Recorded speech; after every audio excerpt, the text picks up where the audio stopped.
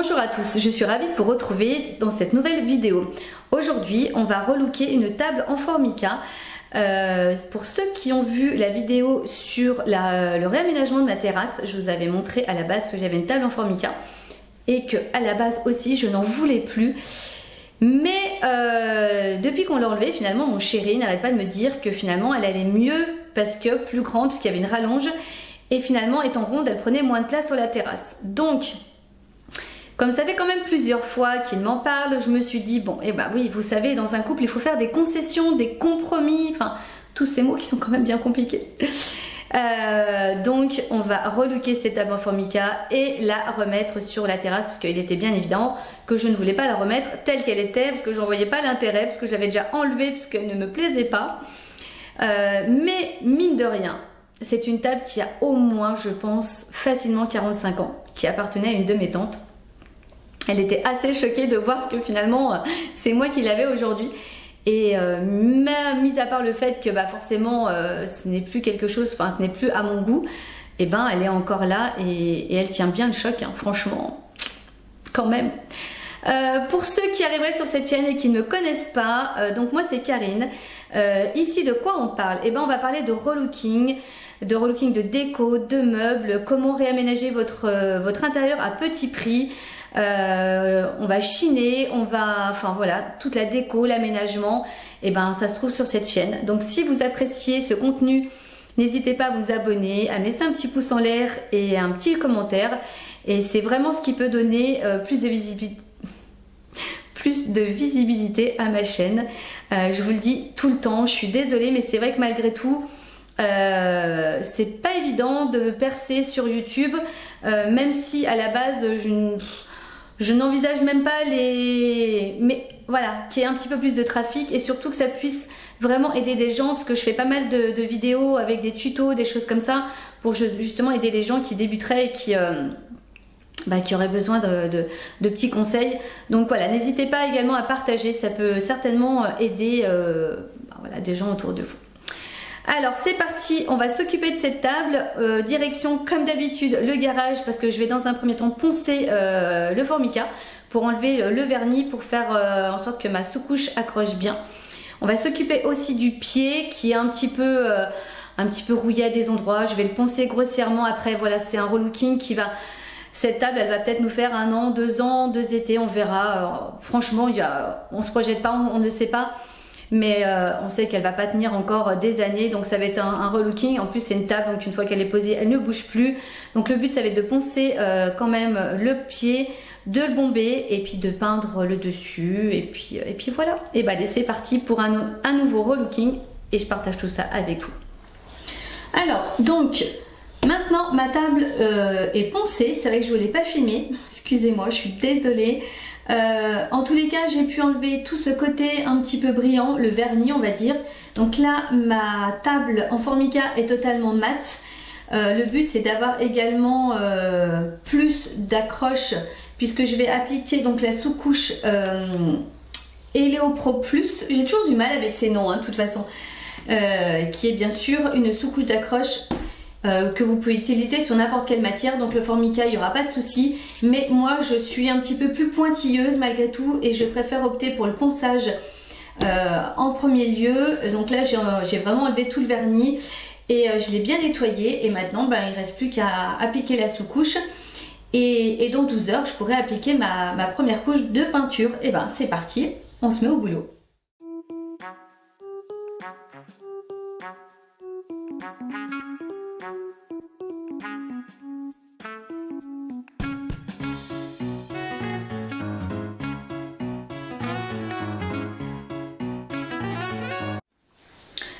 Alors donc là ma sous-couche est terminée.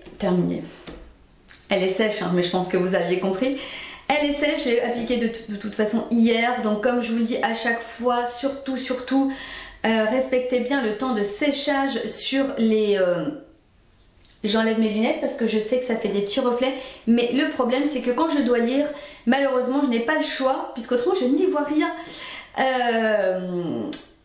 Donc la sous-couche a été appliquée hier et comme je vous le disais, effectivement bien respecter le temps de séchage sur les peaux. Là en l'occurrence c'est 12 heures. Alors je pense que je vous l'avais déjà dit, mais il y a un petit geste que vous pouvez faire qui vous donnera tout de suite le ton un petit peu de la suite des travaux. Je vais y arriver.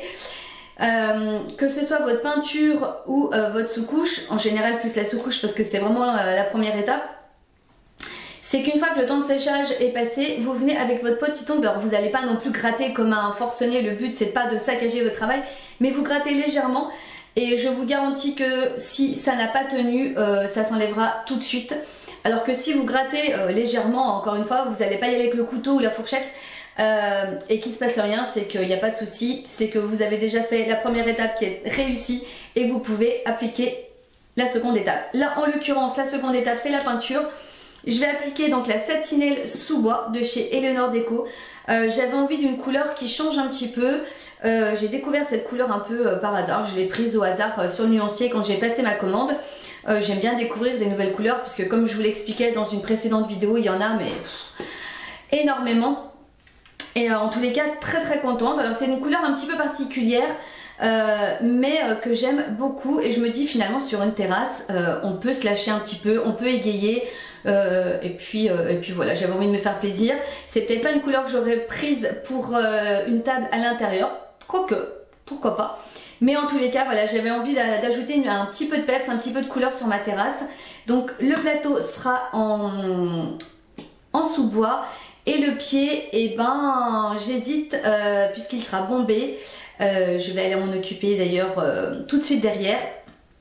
Très certainement, de toute façon je dirais qu'au niveau des bombes j'ai du blanc mat ou du noir mat. Et ben je ne sais pas encore. Ça sera la surprise. Allez, pour l'instant j'applique la première couche. Et dans 6 heures ou demain, j'appliquerai la deuxième couche. Et après on pourra faire place au protecteur. Allez, c'est parti.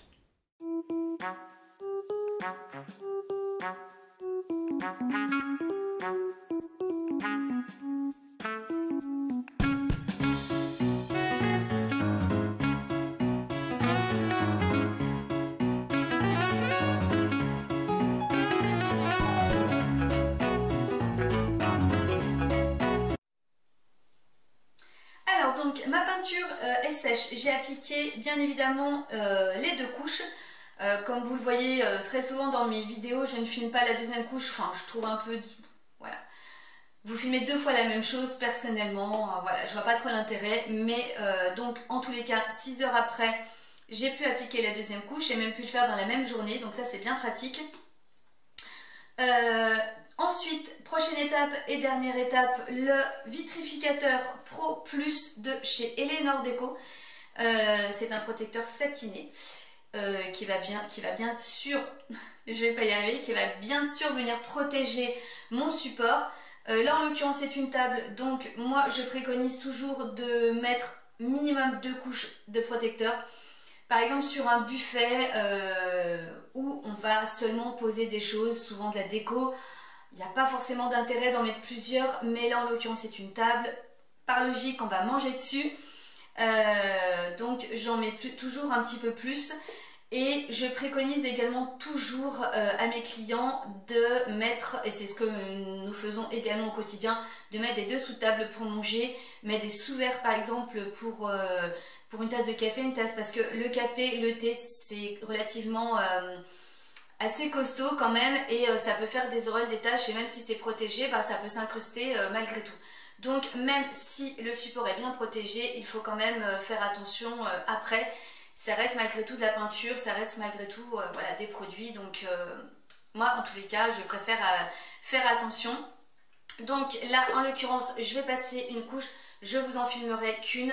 Pareil, même si j'en mets 3, je ne vais pas vous filmer 3 fois la même chose, mais en tous les cas je préfère vous l'expliquer. Et après à vous de voir en fonction, comme je vous dis, de l'utilisation de votre meuble. Voilà, alors c'est parti pour une couche de vitrificateur Pro Plus. Quand je vous dis que les mots sont pas si simples à dire quand même, hein. Allez c'est parti, on s'y met. Et puis après je vous le dis à chaque fois parce que je ne l'ai toujours pas fait, mais on va aller s'occuper des pieds quand même, hein. Il est quand même temps. Allez c'est parti.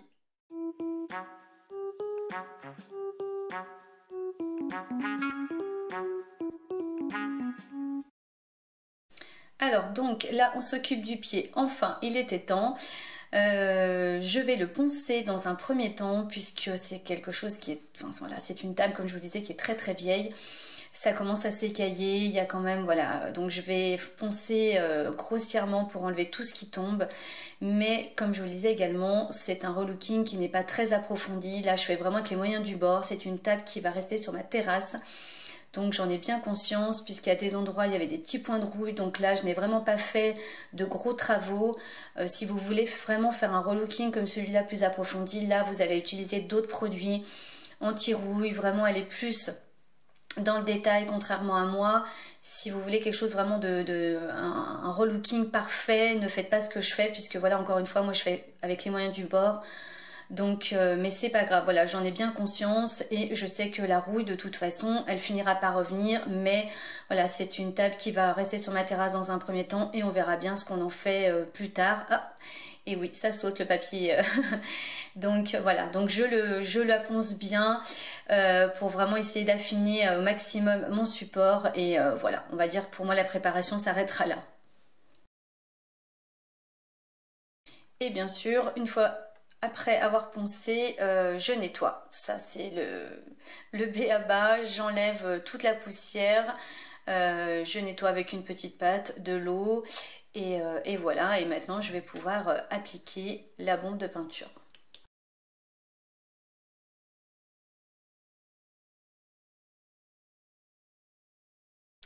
Donc là, une fois que mon support est bien poncé, nettoyé, séché, je viens donc appliquer ma bombe.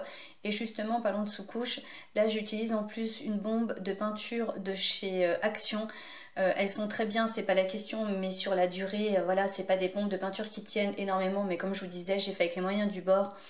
Par contre, si vous voulez vraiment avoir une tenue parfaite, mettez une bombe de peinture, une sous-couche quoi, pour vraiment qu'il n'y ait pas de souci. Là encore une fois, j'ai fait avec les moyens du bord et je sais très bien que de toute façon, ce n'est pas un relooking qui durera dans le temps. Puisque voilà, j'ai pas utilisé vraiment la préparation, tout n'a pas été fait vraiment pour que ça dure, mais c'est pas grave, j'en ai bien conscience, comme je vous le disais, c'est pour moi, c'est pas grave, mais par contre, si vous voulez le faire pour vous, et avoir vraiment quelque chose de beaucoup plus, enfin qui va tenir dans le temps, et ben comme je vous le dis depuis le début, ne faites pas ce que je fais. Si vous avez besoin de conseils par contre, n'hésitez pas, je vous les donnerai, il n'y a pas de souci, laissez-moi les commentaires. Mais voilà, là j'avais ces bombes de peinture, ça faisait bien l'affaire et j'ai fait avec. Et voilà, on va dire que c'était plus du paraître qu'autre chose, mais je voulais quelque chose de plus sympathique en tous les cas pour mettre sur ma terrasse. Et le résultat finalement est plutôt sympathique. Et d'ailleurs, je vais vous laisser avec le résultat. Et je vous fais des gros bisous et je vous dis à très bientôt pour une prochaine vidéo.